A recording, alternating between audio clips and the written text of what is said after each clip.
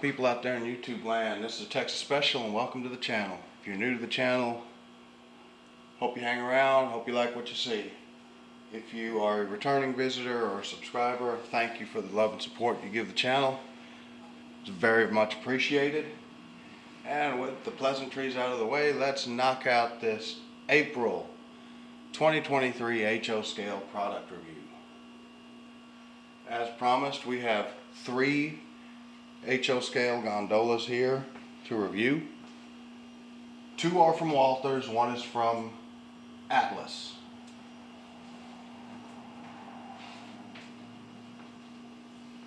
So the first one we are going to take a look at here is a Atlas Trainman Line 52-foot Evans gondola, lettered for Norfolk Southern, car number 997328 in the orange Maintenance of Way paint scheme. Now, as you can see, I've added a little ballast load in there. Not really missing out on much on the floor. It's just basic flat orange plastic. So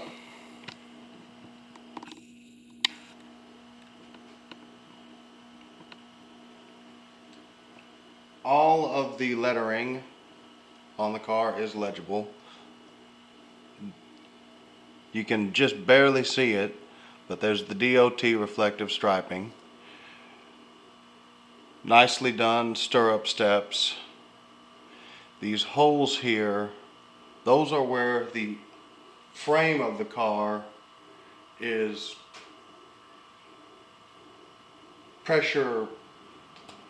it's snapped into place with the body. So the body and the frame are 2 separate pieces.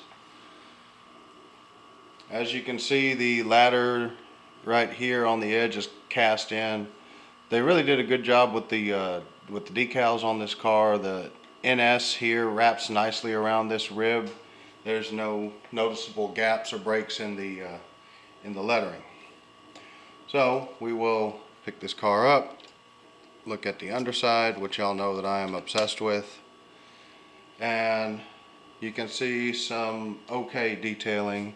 You've got the brake piston here, some of the brake rigging is simulated, your emergency and service reservoir, and the triple valve for the that controls the air brake system. Car has chemically darkened 36-inch metal wheels, truck mounted couplers. These are the I'm drawing a blank, I can't remember what kind of couplers they are. Accumate knuckle couplers.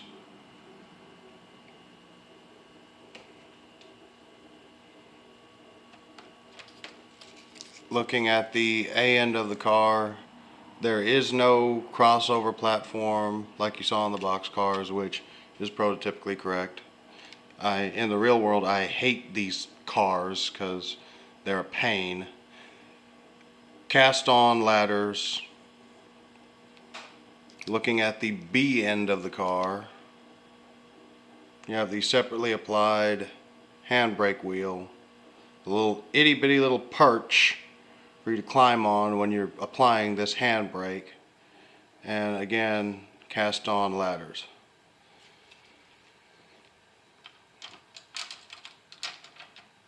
In the real world, as a conductor, I hate dealing with gondolas, especially if it's a situation where I gotta climb on top of one, climb on one, or especially shoving. But for modeling purposes, this is a pretty cool little car.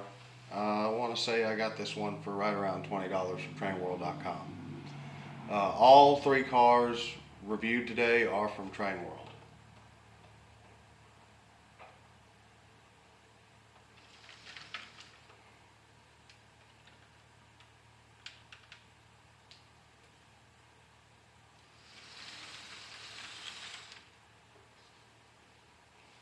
Next up we have the Walthers mainline 53-foot railgun gondola, lettered for railgun with reporting marks of GONX 310330.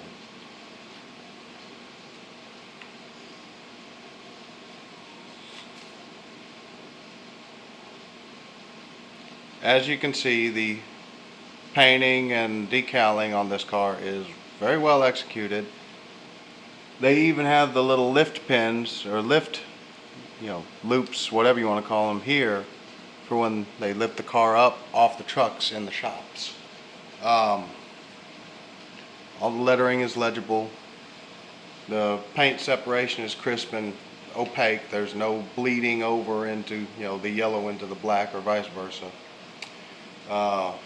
Right here where they have the R wrapped around this rib is very well done. There is no noticeable break that I've observed in the R. Go down to the bottom of the car, to the underside, and just like the 60-foot box car I reviewed last month, very minimal underbody detailing. Your brake piston here, your service and emergency reservoir, and your triple valve to control the brakes, and that's really it. Just very Spartan underframe detailing. Again, body mounted couplers, metal wheels, chemically darkened metal wheels, standard for this day and age. No crossover platform, just like the real thing, which makes them such a pain. Plastic magnetic knuckle couplers, cast on rungs.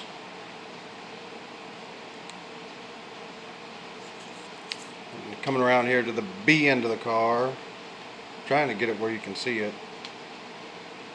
It's about as good as it's going to get, y'all. You have a separately applied handbrake wheel right there next to, just left of that G. The car number. A little small perch for the handbrake.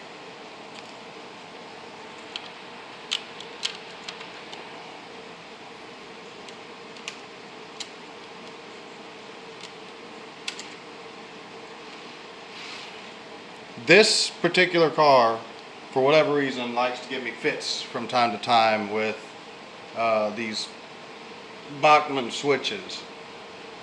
It's really the only one out of the gondolas that likes to give me crap.